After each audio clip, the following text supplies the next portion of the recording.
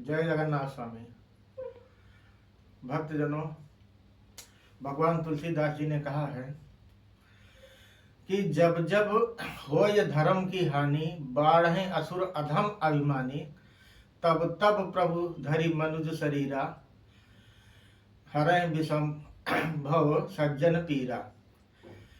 तो भक्तों, इसका कहने का मेरा तात्पर्य यह है कि प्रभु मनुज शरीरा मतलब कि मनुज के ही, किसी इंसान के अंदर में ही स्वयं प्रभु श्री जगन्नाथ जी विराजमान हो जाते हैं और उसे इतना सबल कर देते हैं कि उसके एक वाणी पर पूरा ब्रह्मांड हिल जाता है।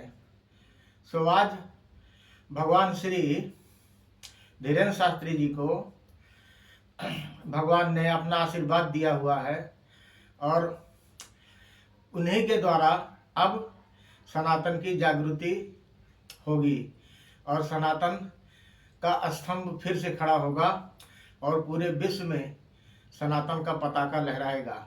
फिर से वो समय आ गया है। प्रभु की कृपा अपने अपने भक्तजनों पर हो चुकी है, जिनके द्वारा प्रभु को यह कार्य करवाना है।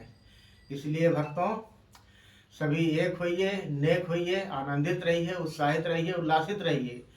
और भक्तजनों, सभी भगवान श्री रामचंद्र जी का भजन करिए। सीताराम सीताराम सीताराम कहिए, जाहि विद राखे राम ताहि विद रहिए।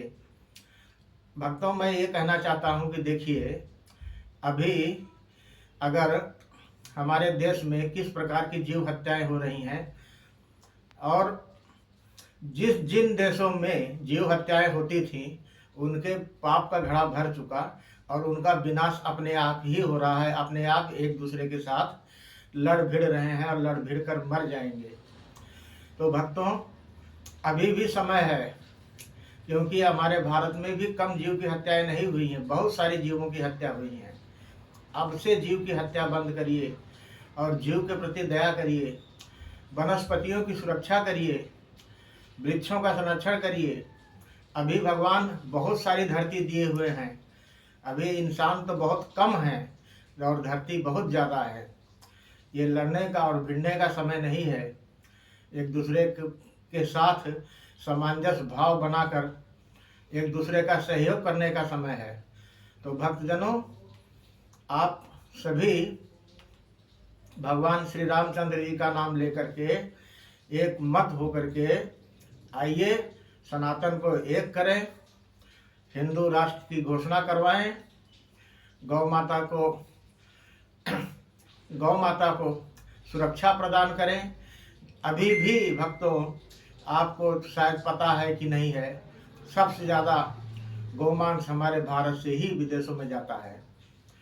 तो भक्तों, ये दोगली भक्ति किस प्रकार की? सबसे पहले जो गौमांस विदेश जाते हैं उन पर ध्यान दीजिए कि ये इतनी गौ माताएं कटती हैं, तभी तो ये मांस विदेश जाता है। इसलिए भक्तों, पर्दे वाला काम मत करिए कि मुंह में कुछ हो और बगल में कुछ हो। नहीं, सच्ची ईमानदारी के साथ आइए, नहीं तो आप सबका ही नहीं, मेरा भी विनाश है, निश्चित है। क्योंकि सबसे छुप सकते हैं हम आप। अभी मैं मोबाइल पे आपको कह रहा हूँ, हो सकता है कि मेरे हृदय में और भी बहुत सारे छल कपट हों, बहुत सारी त्रुटियाँ हों।